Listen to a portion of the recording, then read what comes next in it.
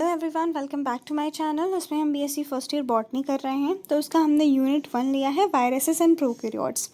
इसके हम 2 chapter virus general account और माइकोप्लाज्मा जनरल अकाउंट हम कंप्लीट कर चुके हैं। अब आए हैं हम 3rd चैप्टर में, जिसका नाम है bacteria general account.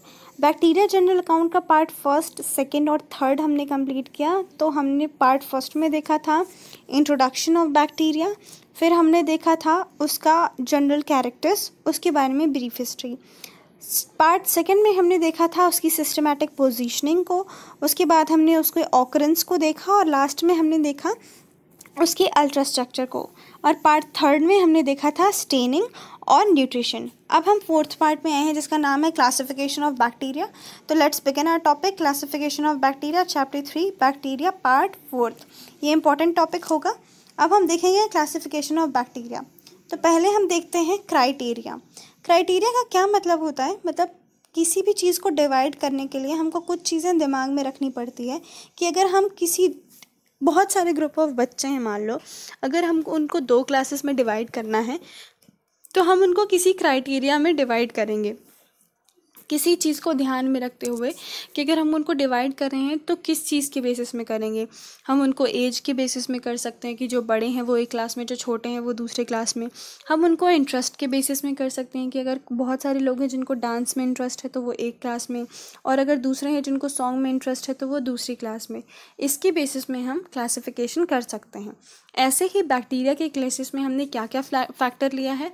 On the basis of shape, उसके आकार के आधार पर। On the basis of motility, मतलब वो चलता है तो कैसे चलता है उस बेसिस में। On the basis of respiration, वो सांस कैसा लेता है। On the basis of staining, ये इंपॉर्टेंट है, हमने पिछले पार्ट में कवर किया था पूरा, इसको पढ़ लें। फिर on the basis of cell structure, जो सेल है मतलब जो कोशिका हैं उनकी संरचना के आधार पर हम इसका क्लासिफिकेशन करते हैं। ठीक है, तो ये हमारा क्लासिफिकेशन, बेसिस ऑफ क्लासिफिकेशन हो गया कि अगर हम बैक्टीरिया को, हमें कोई बैक्टीरिया मिलता है और हमें उसका क्लासिफिकेशन करना है तो हम कैसे करेंगे। अब हम देखते हैं on the basis of shape, मतलब उसके आकार के आधार पर, उसके आकार के आधार पर, उसकी संरचना, आकृति के आधार पर, एक्चुअली आकृति के आधार पर उसके कितने भेद हो सकते हैं। ठीक है, तो जो ये साइंटिस्ट का नाम है पहले कोहन, कौन सी ईयर में आए? 1872 में। कौन से ईयर में? 1872 में। इन्होंने क्या किया? शेप के आधार पर बैक्टीरिया को डिवाइड किया।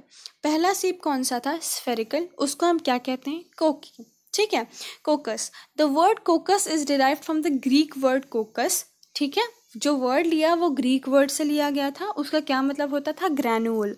ग्रैन्यूल्स क्या होते हैं?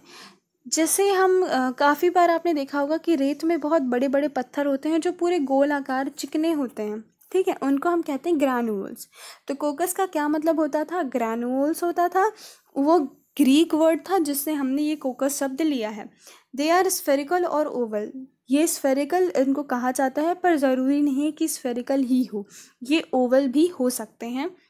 And they are the smallest bacteria. तो इस पूरे बैक्टीरिया की सबसे खास बात जो है, जो आपको याद रखनी है, वो कौन सी है?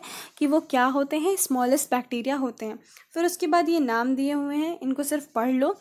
देखो, सिर्फ माइक्रो का मतलब होता है छोटा, डिप्लो का 2, ये सब चीज़ें याद रखो। टेट्रा का मतलब 4, ये सब चीज़ें बहुत कॉमन सी, इनका सिर्फ नाम याद रखो, इनसे ज़्यादा कुछ आएगा नहीं। एग्जाम्पल में अगर पूछेगा तो 6 टाइप लिख देना और नाम लिख देना। दूसरा आता है रॉड शेप और बेसिलस। मतलब रॉड शेप के बैक्टीरिया होते हैं, इनको हम कहते हैं क्या है? बेसिलस कहते हैं।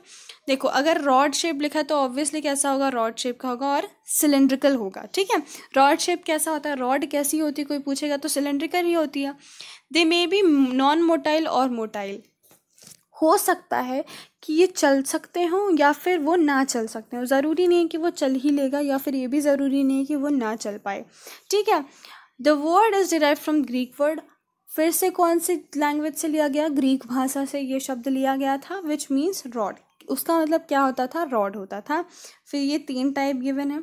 उसके बाद विब्रियो और कॉमा शेप्ड। विब्रियो और कॉमा शेप्ड, कॉमा जो कॉमा हम बनाते हैं ऐसा सा, ठीक है, ये कैसे होते हैं? इस शेप के होते हैं। इसमें जो सबसे इम्पॉर्टेंट पॉइंट है इस पूरे का वो ये है, मोस्ट ऑफ द बैक्टीरिया, मतलब रॉड शेप का, most of the bacteria are of these type. मतलब बहुत सारे जो बैक्टीरिया होते हैं वो कैसे होते हैं, रॉड शेप के होते हैं। फिर स्पाइरल और हेलिकल, इसका मतलब आप जानते हो स्फेरिकल जो स्पाइरल होता है वो कैसा होता है, स्प्रिंग शेप का। और स्प्रिंगोक्लिकेट्स जो ये होते हैं वो कैसे होते हैं, सेल हेलिकल हो सकते हैं, स्पाइरल हो सकते हैं, और ये क्या होते हैं, इलास्टिक होते हैं। ये और भी शेप के हो सकते हैं, फिलामेंटस हो सकते हैं, स्टार शेप्ड हो सकते हैं, स्टॉक्ड हो सकते हैं, और some can change their shape according to the changing environment.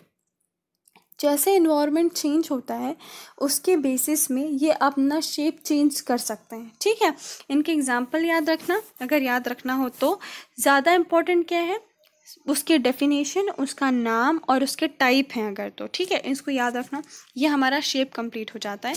ये जो अपनी बुक में एक डायग्राम गिवन था वो मैंने फ़ोटो खींच के डाला है इसमें, तो इसमें याद रखना कौन कौन से शेप है। माइक्रो का मतलब एक, ये सब मैंने बताया था, इन शेप के बारे में अभी आपने पढ़ा है। अब हम देखेंगे on the basis of motility, मतलब वो अगर मोटिलिटी, अगर वो चल सकते हैं तो वो उसके बेस पे कैसे कैसे डिवाइडेड है। ठीक है, बैक्टीरिया में भी मोटाइल और नॉन मोटाइल।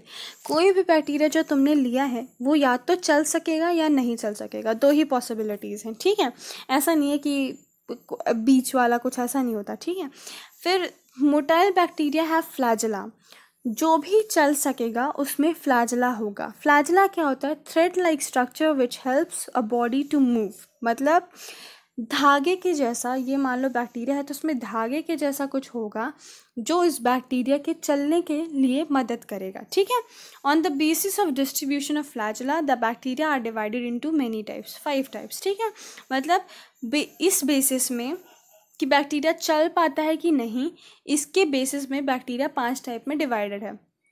पहला है ए ट्राइकस, जब भी किसी के पहले ए लिख जाए उसका मतलब होता है, ट्राइकस का मतलब यहाँ पे किससे है, फ्लैजेला से।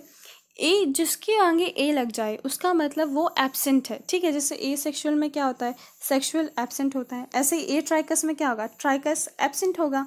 ए ट्राइकस मतलब फ्लैजेला नहीं है, मतलब वो चल नहीं पाएगा, याद रखना। मोनोट्राइकस का मतलब क्या होता है, एक फ्लैजेला होगा। लोफो का मतलब क्या होता है, एक साइड ज़्यादा होगा, किसी एक साइड पे ही होगा, दोनों साइड नहीं होगा। एम्फी का चीज़ याद रखना, एम्फी वर्ड का मतलब होता है दोनों। जैसे एम्फीवियन सुना होगा तुमने, एम्फीवियंस क्या होते हैं, जो लैंड में भी रह सकते हैं, वाटर में भी रह सकते हैं, जल और थल दोनों में रह सकते हैं, उनको हम क्या कहते हैं, एम्फीवियंस। ऐसे ही अगर इसमें एम्फी है तो इसका क्या मतलब होगा, दोनों साइड होगा।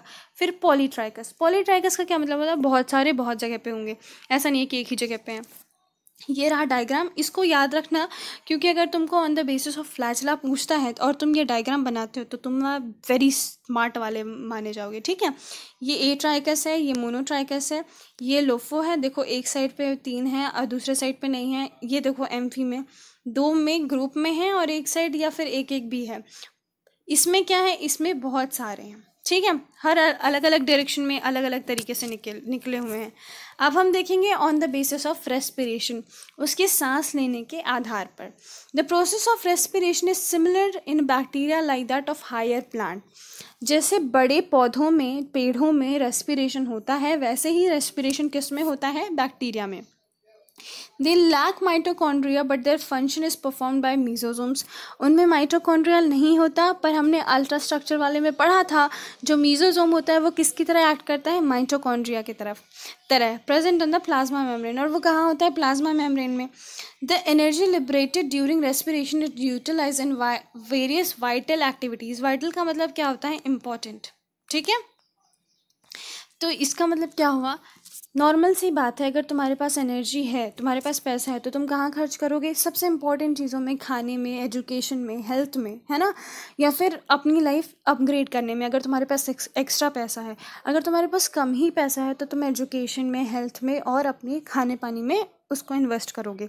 तो जैसे बैक्टीरिया है तो इसको रेस्पिरेशन से जो एनर्जी मिलती है, उस एनर्जी का वो क्या काम करता है, इंपॉर्टेंट प्रोसेसेस में उस एनर्जी को लगाता है। ठीक है, समझ में आया। तो हमारे क्या हो गया, on the basis of respiration, इसमें ये चीज़ याद रखनी है कि इसका रेस्पिरेशन कैसा होता है, बड़े प्लांट जैसा। अब नोट, ये नोट पॉइंट इंपॉर्टेंट है, इंटरेस्टिंग भी है। Sometimes the heat produced during respiration in anaerobic is so high that it changes a dry crop or a help of fodder kept in a field or a go down into a ash The orthodox villagers think the fire is caused by a ghost. The energy की spelling गलत लिखी हुई है. Energy released by a bacteria from the dead decaying body is converted into a light which is called a ghost fire. अब देखना क्या होता है जब सांस लेता है बैक्टीरिया सांस लेता है तो रेस्पिरेशन में एनर्जी प्रोड्यूस होती है. कुछ कुछ एनारोबिक बैक्टीरिया मतलब जिनको ऑक्सीजन नहीं चाहिए होता है, जब वो रेस्पिरेशन करते हैं तो उससे हीट प्रोड्यूस होती है, उससे गर्मी प्रोड्यूस होती है. उस गर्मी के कारण अगर सूखी, मान लो क्या है कि जैसे कटाई का सीज़न चलता है तो काट के गेहूँ या जो भी है उसको काट के एक जगह पे रख दिया जाता है गोडाउन में या फिर एक जगह पे इकट्ठा करके. ठीक है, तो क्या होता है अगर मान लो बैक्टीरिया उसमें है, वो सांस ले रहा है तो एनर्जी आ रही है तो वो किस में कन्वर्ट हो रही है? हीट में. याद रखना, heat is a form of energy, है ना. मतलब हीट एनर्जी का एक प्रकार ही होता है. ठीक है, ऊर्जा का एक प्रकार होता है. तो वही जो बैक्टीरिया है वो अपनी ऊर्जा जो उसकी है वो किस में कन्वर्ट हो जाती है? हीट में. उस हीट से जो भी खाना रहता है जो भी वो जल जाता है. तो जो विलेजर्स हैं जिनको नहीं पता बैक्टीरिया के बारे में, वो क्या सोचते हैं, ये आग किसने लगाई है? भूत ने लगाई है. ठीक है, और उसको वो क्या कहते हैं? Ghost light. क्या कहते हैं उसको? Ghost light. उसको घोस्ट फायर भी कहते हैं कई जगह पे. ठीक है, मतलब भूत के द्वारा लगाई हुई आग और भूत के द्वारा लगाई हुई लाइट. ठीक है, तो ये हमारा ख़त्म होता है chapter. I hope you like it. Love life, live life. Thank you, take care, bye bye. अगर पसंद आया हो तो just like it, subscribe it.